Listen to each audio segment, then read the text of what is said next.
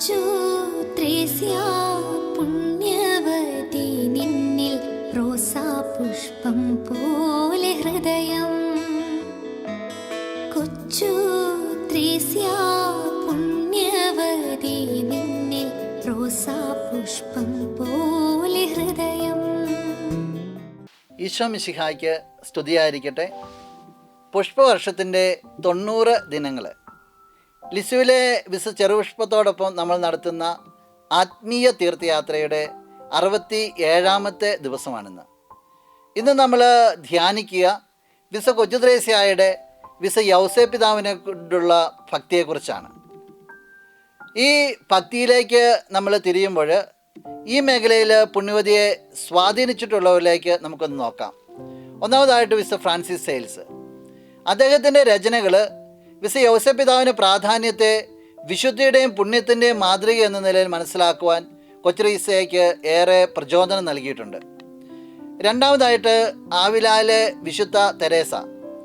ഒരു സംരക്ഷകനും മധ്യസ്ഥനും എന്ന നിലയിൽ വിശുദ്ധ യൗസേപ്പ് പിതാവിനോടുള്ള അമ്മ ത്രേസ്യയുടെ ഊന്നൽ അത് കൊച്ചുത്രേസ്യയുടെ ഭക്തിയെ ഏറെ ആഴപ്പെടുത്തിയുണ്ടായി. വീണ്ടും നമ്മൾ വചനത്തിലേക്കാണ് തിരിയുക. വിശുദ്ധ മത്തായി അറിയിച്ച സുവിശേഷം 1-ാം അധ്യായം 20-ും 21 വാക്യങ്ങൾ.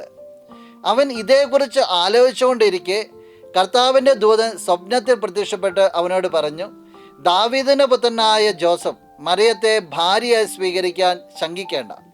അവൾ ഗർഭം ധരിച്ചിരിക്കുന്നത് പരിശുദ്ധാത്മാവിൽ നിന്നാണ്. അവൾ ഒരു പുത്രനെ പ്രസവിക്കും. നീ അവന് യേശു എന്ന് പേരിടണം. എന്തെന്നാൽ അവൻ തൻ്റെ ജനത്തെ അവരുടെ പാപങ്ങളിൽ നിന്ന് മോചിപ്പിക്കും. ഇപ്പോൾ യോസേപ്പ് പിതാവിന് സ്വപ്നത്തിൽ കിട്ടിയ ഒരു ദർശനമാണ്. ഈ വചനഭാഗം കൊച്ചുത്രേസ്യയെ ഏറെ ചിന്തിപ്പിച്ചിട്ടുണ്ട്. യോസേപ്പ് പിതാവിനുള്ള ഭക്തിയിൽ ആഴപ്പെടാനും ഇടവരുത്തിയിട്ടുണ്ട്. മറ്റൊരു വചനമാണ് വിശുദ്ധ ലൂക്കാ അറിയിച്ച സുവിശേഷം 2-ാം അധ്യായം 49-ാം തിരുവചനം. നിങ്ങൾ എന്തിനാണ് എന്നെ അന്വേഷിച്ചത്? ഞാൻ എൻ്റെ പിതാവിൻ്റെ കാര്യങ്ങളിൽ വ്യാപൃതനായിരിക്കേണ്ടതാണെന്ന് നിങ്ങൾ അറിയുന്നില്ലേ? ഈശോ മറിയത്തോടും യോസേപ്പിനോടും ചോദിക്കുന്നൊരു ചോദ്യമാണ്. ഇതും കൊച്ചുത്രേസ്യയുടെ ധ്യാനത്തിന് അവൾ പാത്രമാക്കിയിട്ടുണ്ട്. സ്നേഹമുള്ളവരെ, കൊച്ചുത്രേസ്യയുടെ വിശുദ്ധ യോസേപ്പ് പിതാവിനുള്ള ഭക്തി അതിലേക്ക് നോക്കുമ്പോൾ അതിനൊരു 5 തലങ്ങളായിട്ട് തിരിക്കുവാനായിട്ടാണ് ഞാൻ ആഗ്രഹിക്കുക. ഒന്നാമതായിട്ട് മോഡൽ ഓഫ് ഫാദർഹുഡ്. യോസേപ്പ് പിതാവ് പിതൃത്വത്തിൻ്റെ ഒരു മോഡലാണ്. രണ്ടാമത് പേട്രൺ ഓഫ് വർക്കേഴ്സ്, തൊഴിലാളി മധ്യസ്ഥന്. മൂന്നാമതായിട്ട് ഗാർഡിയൻ ആൻഡ് പ്രൊട്ടക്ടർ, ഒരു നമ്മളെ സംരക്ഷിക്കുന്ന വ്യക്തി, കരുതുന്ന വ്യക്തിയാണ്. നാലാമതായിട്ട് example of humility and faith, എളിമയുടെയും വിശ്വാസത്തിൻ്റെയും മാതൃക. അഞ്ചാമതായിട്ട് ഇൻ്റർസെസർ ഇൻ പ്രെയർ, നമുക്ക് വേണ്ടി മാധ്യസ്ഥം വഹിക്കുന്ന വ്യക്തിയാണ്. ഈ 5 തലങ്ങളെക്കുറിച്ച് നമുക്കൊന്ന് നോക്കാം.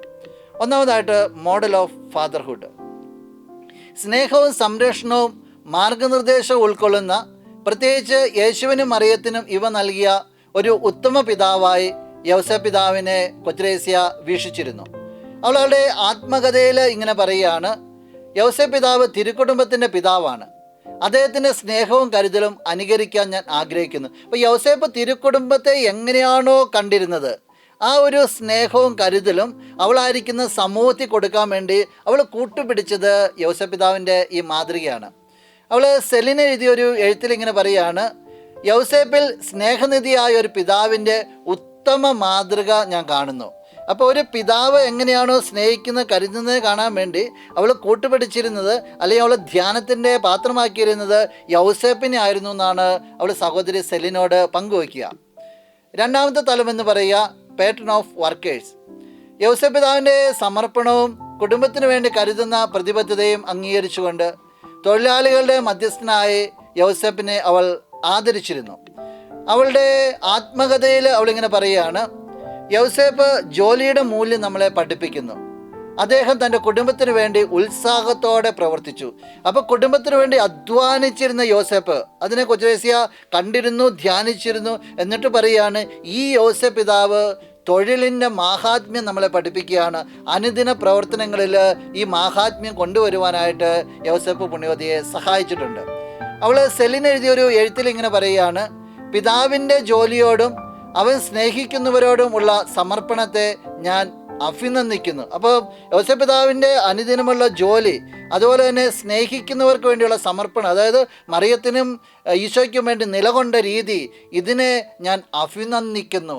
ഈ ഒരു ധാരണ കമ്മ്യൂണിറ്റിയിലെ എല്ലാ പ്രവർത്തനങ്ങളെയും ലളിതമായിട്ട് ഏറ്റെടുക്കുവാനായിട്ട്, ആത്മാർത്ഥമായിട്ട് ഏറ്റെടുക്കുവാനായിട്ട് പുണ്യവതിയെ സഹായിച്ചിരുന്നു.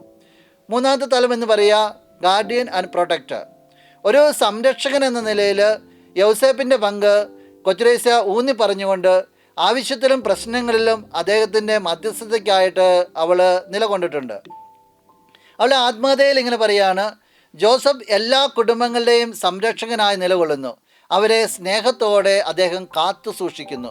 അപ്പോൾ കുടുംബങ്ങളുടെ മധ്യസ്ഥനാണ് യോസേപ്പ്. നമുക്ക് എല്ലാവർക്കും അറിയാവുന്ന ഒരു യാഥാർത്ഥ്യമാണ്. കൊച്ചുത്രേസ്യ ശരിക്കും ആഴത്തിൽ ഉൾക്കൊണ്ട് കുടുംബത്തിൻ്റെ മധ്യസ്ഥനായതുകൊണ്ട് എല്ലാ കുടുംബങ്ങൾക്കും യഥാർത്ഥമായ സംരക്ഷണം ഈ പുണ്യവാന് കൊടുക്കുമെന്നാണ് കൊച്ചുത്രേസ്യ പറഞ്ഞു വയ്ക്കുക.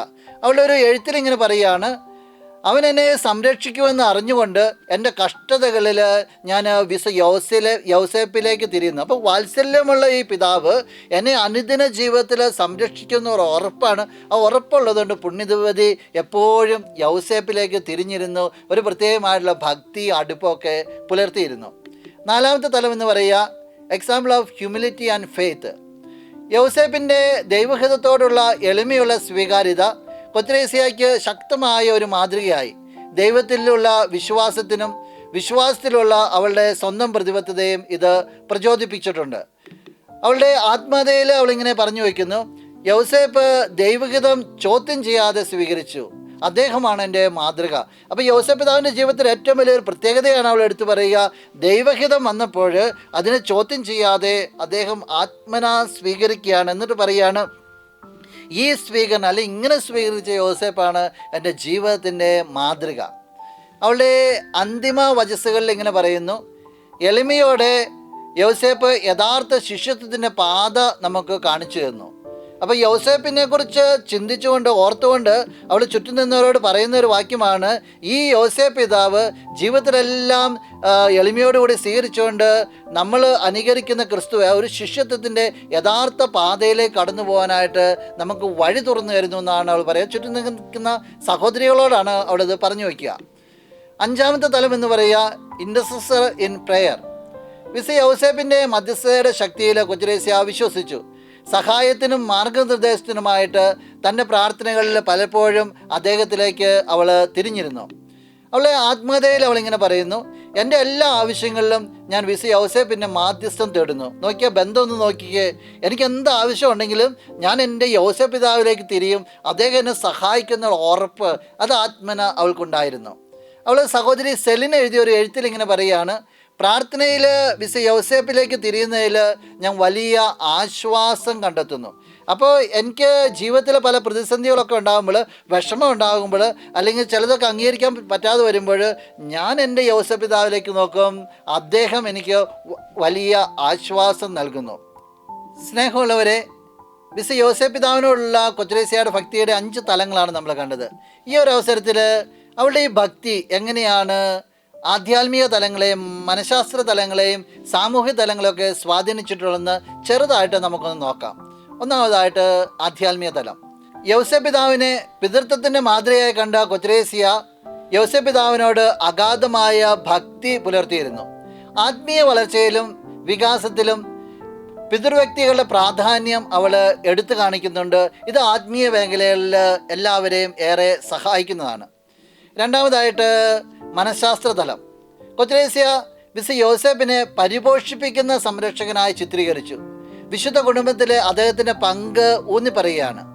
കുടുംബ ബന്ധങ്ങളിൽ വൈകാരിക സുരക്ഷതയുടെയും പിന്തുണയുടെയും പ്രാധാന്യം മനസ്സിലാക്കുവാൻ ഇത് വ്യക്തികളെ ഏറെ സഹായിക്കുന്നു. മൂന്നാമതായിട്ട് സാമൂഹിക തലം.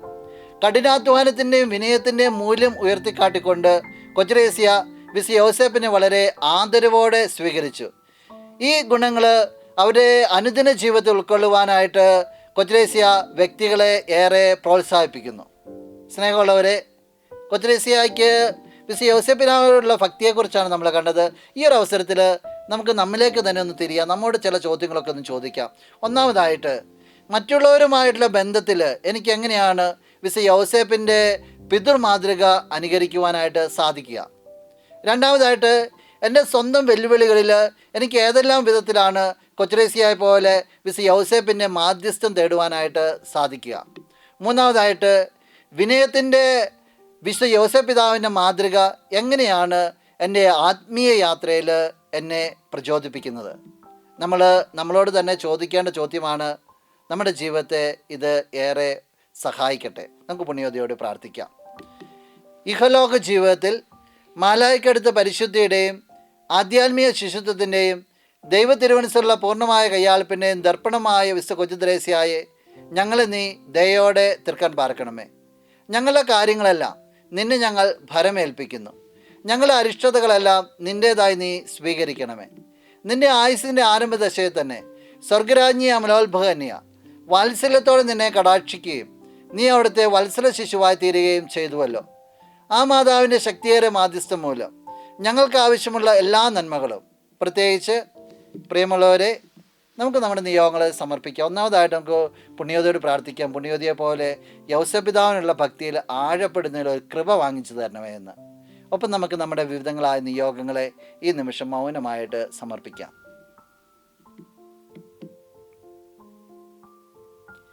ഈ അനുഗ്രഹങ്ങളും ഒരു നല്ല മരണവും സിദ്ധിക്കുന്നതിന് നിരന്തരം ഞങ്ങൾക്ക് വേണ്ടി പ്രാർത്ഥിക്കണമേ. ആമേൻ. പുണ്യവതിയുടെ തിരുശേഷപ്പോഴുള്ള ആശീർവാദത്തിനായിട്ട് നമ്മൾ ഒരുങ്ങിയാണ്. നമുക്ക് കണ്ണുകളടച്ച് കരങ്ങൾ കൂപ്പി ശിരസ് നമിക്കാം. നല്ലവനായ കർത്താവേ, നിൻ്റെ ഇഷ്ടദാസിയായ ലിസിയോയിലെ ചെറുപുഷ്പത്തെ ഞങ്ങൾ അഭിമാനത്തോടു കൂടി കാണുകയാണ്. നിൻ്റെ വളർത്തുപിതാവായി യൗസേപ്പിനോട് പുണ്യവതി പ്രകടിപ്പിച്ച സ്നേഹവും ആദരവും അത് ഞങ്ങളെ വല്ലാതെ അത്ഭുതപ്പെടുത്തുന്നുണ്ട്. ഈശോയെ, നിൻ്റെ പിതാവിനോട് ഉള്ള സ്നേഹത്തിൽ ആഴപ്പെടുവാനായിട്ട്, കൂട്ടുപിടിക്കുവാനായിട്ട് ഞങ്ങളെ നീ അനുഗ്രഹിക്കണമേ. ഞങ്ങൾക്ക് ഏറെ പ്രിയപ്പെട്ട ലിസ്യുവിലെ ഞങ്ങളുടെ കൂട്ടുകാരി, ഞങ്ങളുടെ ഈ ആത്മീയ ജീവിതത്തിൽ നീ യൗസേപ്പ് പിതാവിനെ മുറുകെ പിടിച്ചതുപോലെ, വെല്ലുവിളികളുടെ സമയത്ത് യൗസേപ്പ് പിതാവിൻ്റെ മാധ്യസ്ഥം തേടിയ പോലെ, എളിമയുടെ ഒരു മാതൃകയായിട്ട് യൗസേപ്പ് പിതാവിനെ കൂട്ടുപിടിച്ച പോലെ യൗസേപ്പ് പിതാവിനോടൊപ്പം ചേർന്ന് നിൽക്കുവാനായിട്ട്, യൗസേപ്പ് പിതാവിനുള്ള ഭക്തി വളർന്നു വരുവാനായിട്ട് പുണ്യവതി ഞങ്ങൾക്ക് ഓരോരുത്തർക്കും വേണ്ടി നീ പ്രാർത്ഥിക്കണമേ, മധ്യസ്ഥം വഹിക്കണമേ. നമ്മുടെ കർത്താവ് ഈശോ മിശിഹായുടെ കൃപയും പിതാവായ ദൈവത്തിൻ്റെ സ്നേഹവും പരിശുദ്ധാത്മാവിൻ്റെ സഹവാസവും വിശുദ്ധ കൊച്ചു ത്രേസ്യയുടെ പുഷ്പവർഷവും നിങ്ങളെല്ലാവരോടും കൂടി ഉണ്ടായിരിക്കട്ടെ, ഇപ്പോഴും എപ്പോഴും എന്നേക്കും. ആമേൻ. സ്വർഗ്ഗത്തിലെ ഈശോദൻ